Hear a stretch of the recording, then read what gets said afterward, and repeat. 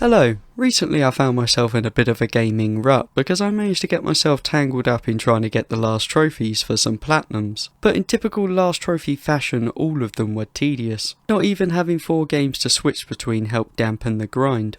This rut had been particularly bitter because Mad Max was one of the games that I needed a last trophy for. But after spending more time than any human willingly should on Mad Max, the game refused to accept that I'd done one of the easiest challenges, which I needed to get to go towards the final trophy. The evil bitch took me right to the bitter end before it decisively screwed me. On the upside, I never have to play that piece of shit ever again. And on my trophy hunt, I did manage to get the platinums for Everspace and Spyro 3. So after scratching those 3 off the list, I decided that I deserved a break. I needed to play something that was short, linear, easy, and fun. It also had to be a first-person shooter, as I needed to vent out some frustration by shooting some people in the face. When I was thinking about what first-person shooter would fit the bill, I quickly remembered that I potentially had the ideal game, Call of Duty World War II. Seemingly, it ticked all the boxes.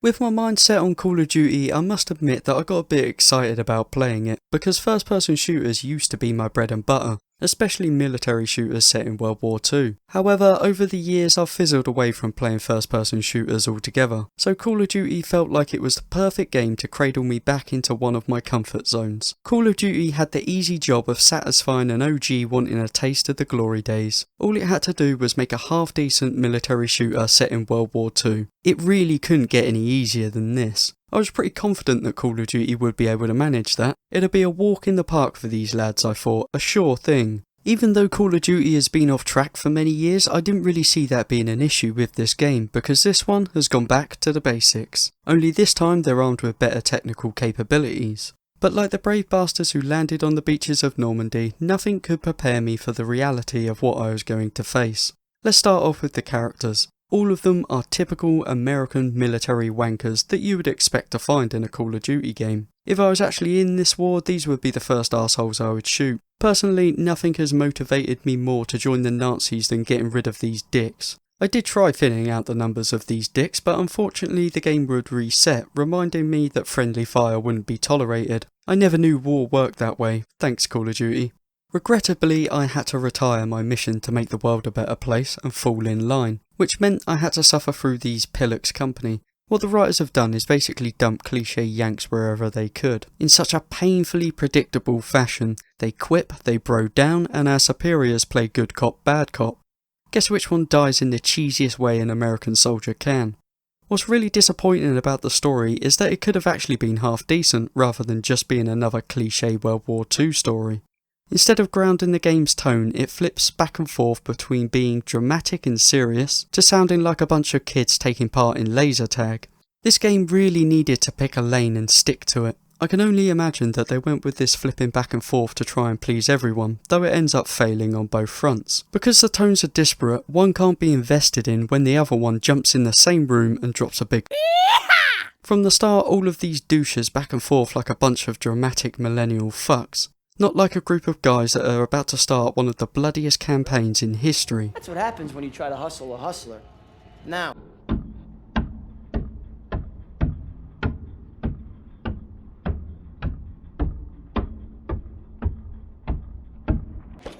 You get flushed. No freaking. ILO had enough fighting them for 2 men. Ma said never shake hands with a Jew. That's not what she said last night. And enough bigotry for 6. Well, who needs a stupid pendant anyway? Apparently you did. Yeah. I'm gonna get me something better. A real trophy, you'll see. Good luck with that. Oh! Briefing's at 1800, we're gonna be late. Yeah, that guy has butchered his hand. Look, I know a lot of GIs were naive about what war was like, but I'm certain the majority of them were level-headed enough to understand what they were about to face wasn't going to be fun. These characters don't show that at all. They play down and romanticise war while misrepresenting the people who fought and died in it. What's even more annoying is that the writers acknowledge how people would really feel before boating up for Normandy. Daniel's referenced this earlier when he says that everyone is scared but they're hiding it. Then that's just flipped off and we're on to seeing our guys bantering like they're in a pub before going to a game. Oh, got a little too serious there, don't want people to feel sad about the realities of war. Change gear. Because of this constant jarring tone shift, I have to demote the story from passable to shit. But shit is to be expected, it's a Call of Duty game after all. The most egregious thing is the cutscenes. They won't fuck off and just let me shoot Nazis. That's the only thing I'm here for, Call of Duty. Why can't you understand that? It's almost like Sledgehammer and Raven can't believe that shooting Nazis can be entertaining enough to stand on its own 2 feet. Although how they have done it in this game sort of confirms their delusion. This is a delusion Call of Duty has been spiralling down for many years. Every year they lose a further grasp on the concept that a game can be fun as a game.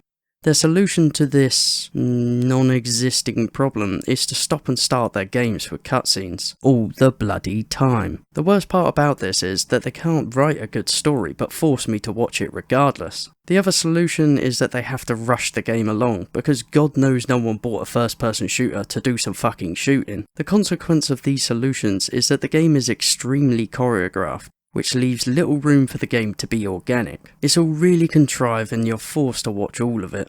This structuring made me feel like I was a fucking POW. It didn't take long before I got fed up with these interruptions. Matter of fact, it took up until the 2nd level before I'd had enough of it. From then on, I went and got a coffee at the beginning and end of every level. And for my first playthrough, I muted the volume, opting to listen to music instead. On my 2nd playthrough, I did notice that during the levels my name gets called out more than Riggs does in the entirety of the Lethal Weapon franchise. I'm called to do every job, no matter how suicidal or tedious. Daniels, make the main push on Normandy Beach. Daniels, take down those tanks. Daniels, take out those machine guns. Daniels, take out those snipers. You get the picture. This is irritating because the game is rushed, so there's little time between these orders. Not only did it make me realise that I was the only twat who remembered to bring bullets with me, but I also felt constantly hurried and nagged at. They might as well have put a time limit on the levels. Hell, they already put a rail shooter in, why not just make an arcade game and have done with it? The other thing that is also very noticeable is that all of the action only happens around me and for my benefit. Nothing moves an inch without me triggering it. It just makes it glaringly obvious that I am the centre of attention, which in a war setting doesn't do anything for the immersion. It also takes a very long time before someone notices that my continual acts of valour should have earned me a boat back weeks ago. But in fact, I got that honour for finding a piece of fucking paper anyone could have. I didn't get the golden ticket for risking my life time and time again. No, don't be bloody stupid. My honourable discharge is just a tool used to set up more Yankee drama. I doubt anyone fell for this and thought they were actually going to go home. Before that tear-jerking scene came about, I had to be everyone's bitch despite getting a promotion. I was given such duties like taking dipshits ammo and dinner, as well as opening doors for the more challenged soldiers. I pretty much go from being a one-man army to playing Baldric. Sergeant, you've got my word. Oh, your word? That don't mean shit to me. So you're good. I'm just fine and dandy, sir. Rick! Call it in! Move! All right, covering fire! Rick! Get to the field zone! I'm going! This part is the biggest joke. I was ordered to cross this courtyard to get to a phone while under fire. I Forrest Gumped my ass through a hail of bullets to get to it, and when I got there my squad leader teleported next to me coming in from the left side, which as you could see meant that he had passed within spitting distance of the Nazis who shot the hell out of me. How the fuck did he do that? Basically, I did that suicide run just so I could pick up his lordship's phone and hang it up for him. Now I agree that we as the player should be stuck in the action, but this game lays it on way too thick and bends over backwards to enable it. The skill of level design and writing is to make the player feel part of the action, not integral to it. I shouldn't feel like a bloody superhero, it's a war after all. If this were a war, I'd be clanging my medals of honour like a rapper in a music video. I'd have so many of the fuckers I could put one in every party bag for every twat that turned up to watch me get them. Talking about glory, gentlemen. True glory. Colonel Davis sure can give a nice speech. Initially I was impressed and optimistic about the game because on first impressions it looks good. However, after watching the obligatory Saving Private Ryan reference, I took in my surroundings, and I quickly realised that the scope of the beach was about the same size as Medal of Honor Frontline, which was released in 2002. I always thought the objective of games was to push what a game can do.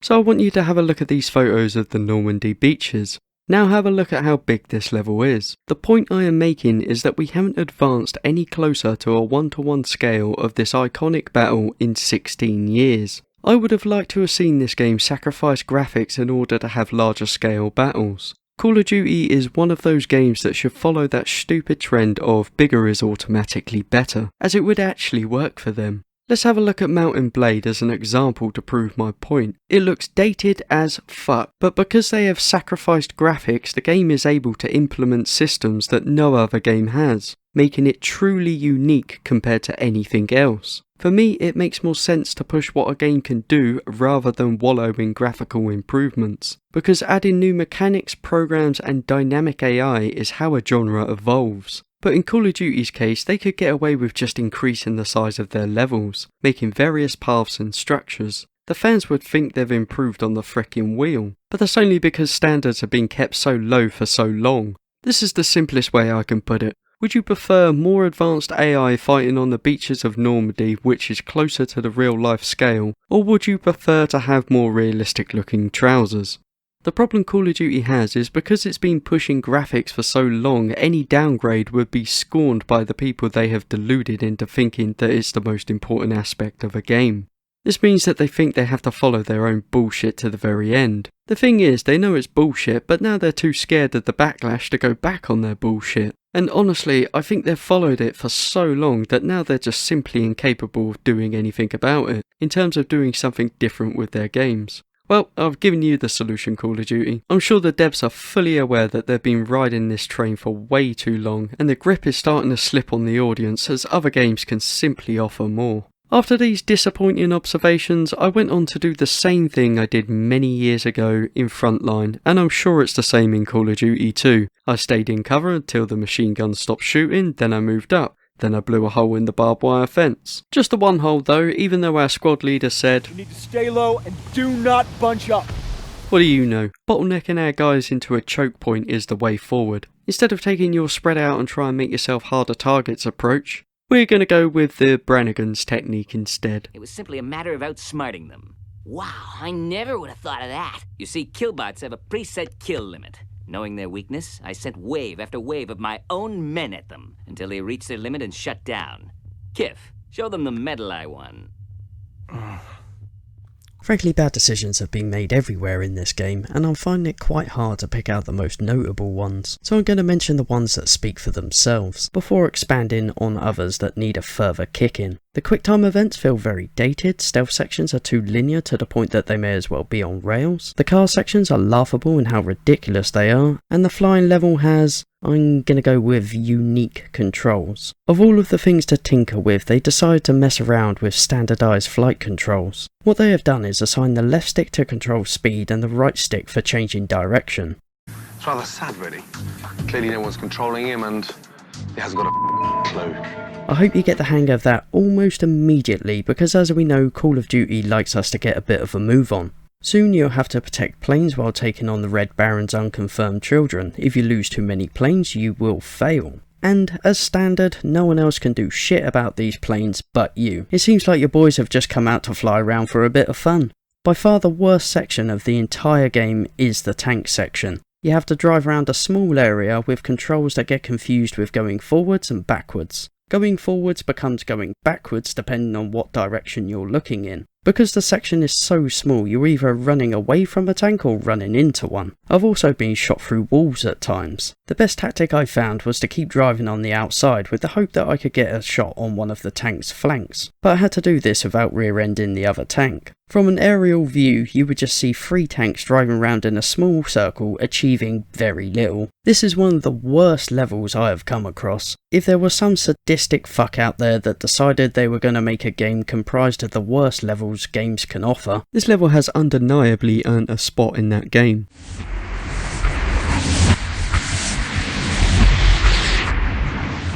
I'm going to put my boots back on the ground again because there's an early section in the game that needs mentioning. The part I'm referring to is where you have to drag old No Fingers to safety. It feels like you're dragging nothing. Call of Duty, people are heavy as fuck to drag. Just trust me on this one, there's no way our boy could drag No Fingers like he does. What makes this worse is that you have to stop every now and then to play a rail shooter. A fucking rail shooter. Someone actually greenlit this. I don't need any more proof that this game is actively trying to devolve the franchise. Honestly, I think they want to get themselves into a position where they can get away with minimal work. I see this rail section as testing the waters to see what they can get away with. The slap in the face is that they had the balls to put this test on the first level. I'm really trying to hammer in as many nails as possible into this coffin before I start writing about the zombies, because I don't want them sneaking into this review. They simply don't deserve my time. It's shit. Well, that was easy. Starting to see the benefits to your work ethic, Call of Duty. This approach must be paying dividends, as the level designs are real throwbacks to older Call of Duties. The level design really hasn't moved an inch from old military shooters. What they should have done is something like Sniper Elite 4. Yes, another crap game, but the level design is much more open, with many optional side objectives along with the main ones. This gives the player a choice of what to go for and how they will achieve the objective. Kind of like Far Cry, but not open world. Now, I would give Call of Duty's lazy design a pass if the gameplay was fun, but I'm going to get to that a bit later, because I have to talk about the lack of attention to detail. It's embarrassing. Let's start with the friendly AI. Basically, your team works on a system where they move to designated positions as you move forward through a level. It's been in every Call of Duty I have ever played, and here it is again, and it's still very noticeable and mechanical. Funny enough, you can still sometimes get the AI to kill most of the enemies for you. Simply move up far enough to trigger your friendlies to move forward, then you can kick back, grab a beer and just leave them to it. Well, sometimes they kill everyone, other times there can be a bit of a stalemate. This is where two guys will stand in the open a few yards away from one another, letting round after round off, somehow missing each other forever. One thing that has always annoyed me of Call of Duty is that the friendly AI like to steal the best cover positions, which means sometimes you have to make do with shooting around the twat who is stuck in the mud. Remember, you can't kill these people. This design is really at odds with me being the focus of attention. The AI basically is nailed into that position until you trigger them to move forward. To me, this is Call of Duty confirming that they want me to run out and shoot like a madman. Tactical shooter certainly doesn't belong anywhere near this game. At its worst, this cock blocking means that you have to expose yourself to get a shot on someone. Problem is that enemy AI focuses fire on you, which means when you do move out, you are most likely going to get riddled with bullets. Now I've got to talk about the men. All of them look like dolls based on models. There's not a single ugly motherfucker anywhere.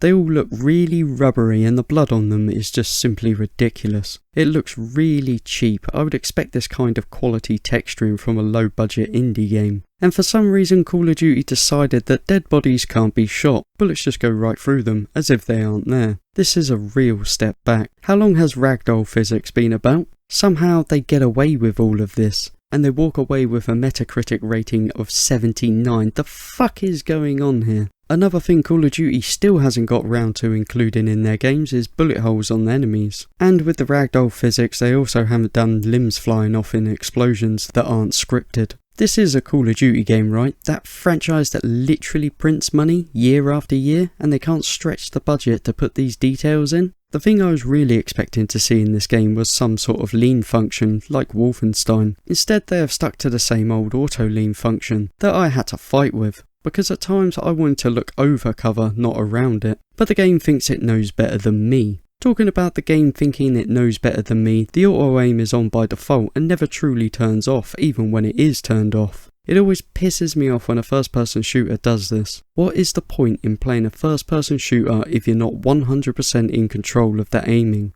For me, this is as bad as Forza having the auto brake on. The industry is really trying to dumb people down to letting a game do most of the work for them. For the industry, it means they can do more scripting rather than programming a game, which is a shitload easier. I actively hate this game. It pisses me off for so many reasons, but I think the main thing that got on my nose was how restricting it is. Everything I did felt predetermined. This meant that there was little to no room for me to do my own thing. Even the joy of shooting was taken away from me, as I wasn't fully in control. And the piss poor polish took away all satisfaction the combat should have delivered. The only good thing I can say is that the guns sound good. Personally, I think all Call of Duties belong in a bargain bin. I'm not saying that because I think they're all bad, because I actually quite like a few of the early ones. However, the good ones are really old now, and the newer ones are really shit. I feel Call of Duty got to the point with their games where they had the opportunity to push what their games could do, but instead they decided to see how long they could sit in a trench counting their bullets for, dreading the day that people would finally wake up. Now this is another game I'm going to have to measure up to older games. The cheapest I could find World War II for was roughly about £6. So, what can you get for 6 beans? Well, I know you can get any of the Modern Warfares for around a couple of quid each in CEX, and I know Bad Company 2 goes for a quid, and that's miles better than this. And then we have Titanfall 2, which frequently hits the sales for about $6.50 for the Ultimate Edition. So for the price of World War II, you could get 2 Modern Warfares and Battlefield Bad Company 2, or you could get Titanfall. I would recommend either one of these rather than getting Call of Duty, and I say that without even playing Titanfall 2. I'd take a blind bet on that any day being better than Call of Duty. Hey, look what I found, Medal of Honor Front 9. Oh look, it's 50p. Now, would it be too harsh to suggest that Call of Duty is worth less than 50p? No, I don't think that's too harsh at all, because Call of Duty is lazy, cheap, genre-devolving, boring, and insulting, because it's set up and designed by idiots for idiots with extremely low standards. Honestly, I don't think they should have even bothered with this Call of Duty at all. What they should have done is jumped on the remaster bandwagon and remastered Call of Duty 2 instead. It would have been a hell of a lot cheaper and better received.